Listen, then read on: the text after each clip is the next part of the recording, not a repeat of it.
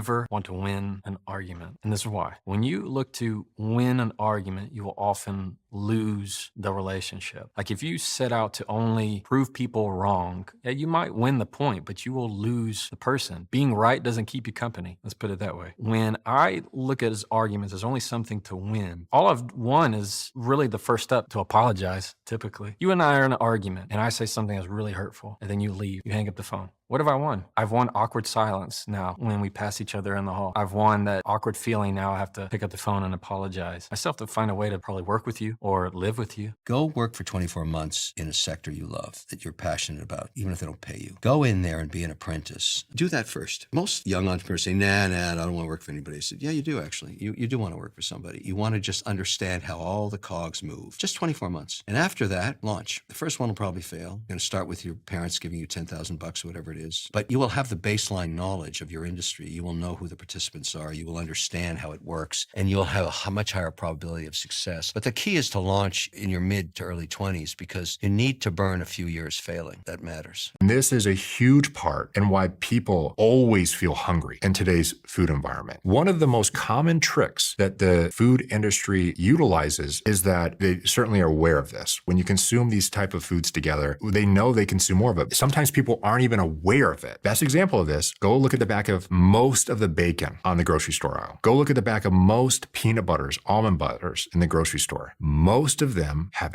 added salt and added sugar, even to levels where you don't even taste it. But go look at the label. The reason those are added is to increase the flavor profile, the positive brain response to the food so that you consume more of it. And they can't get off that hamster wheel. They're always over consuming or always referring to this phenomenon called food noise, where they always feel the drive to consume foods or they never feel full. By 2050, over 3/4 of countries won't have high enough fertility rates to keep their population size growing over time. The global fertility rate has decreased from 4.84 live births per women in 1950 to 2.2 in 2021 and is expected to drop to 1.5 by 2100. You think it's one of the biggest evolutionary challenges we're facing? I think we're going through an evolutionary bottleneck. People will often be quite confident about, oh, it's feminism, oh, it's capitalism, whatever. I think that the single factor that actually best explains why you're seeing such massive drops in fertility across not just Europe and America, but Northeast Asia, as you were saying, and also actually the Middle East has quite low birth rates. Indian subcontinent has quite low birth rates. Basically, the only place in the world that still has high birth rates is sub-Saharan Africa. So this is basically a global phenomenon. The single factor which best explains it is affluence. You cross a certain threshold in terms of GDP per capita and fertility falls a lot. And it's not that high a threshold. It's like $10,000. So the richer you get, the less kids you have. Yeah. What kind of fast should one be doing? If a patient is just simply looking to reduce his visceral fat, then I start with 12-12, which means 12 hours, you don't eat anything, you just drink liquids with no calories in it, and then 12 hours is your feeding period. We start with that, and we do that for about 2 to 3 weeks. Then we quickly move to 18-6. 18-6 means 6 hours you get to eat. 18 hours, it's only water, black tea, black coffee, green tea, no calories. Now, if a patient is very overweight, a patient has diabetes, and your goal is to reverse the diabetes, the patient needs to lose 60 pounds, then those patients have a special type of need. I will take them to a 48-hour fast once a week.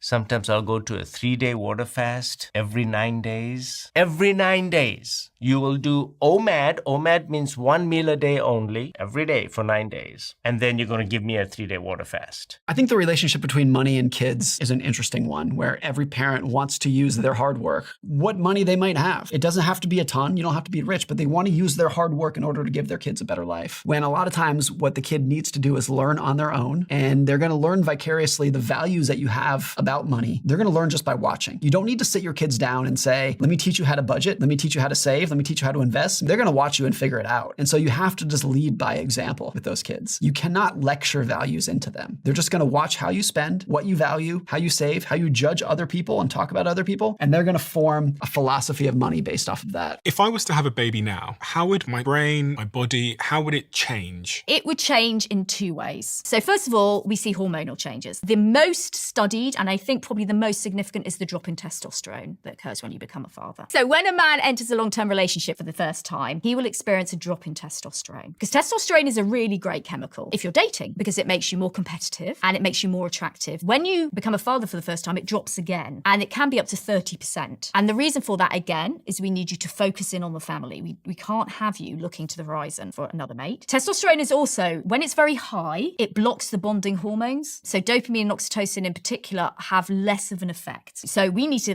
release those hormones as soon as we can. One of the ways we do that is if testosterone drops, so oxytocin and dopamine are more effective. Just generally from studies, men with lower testosterone tend to be more motivated to care for children.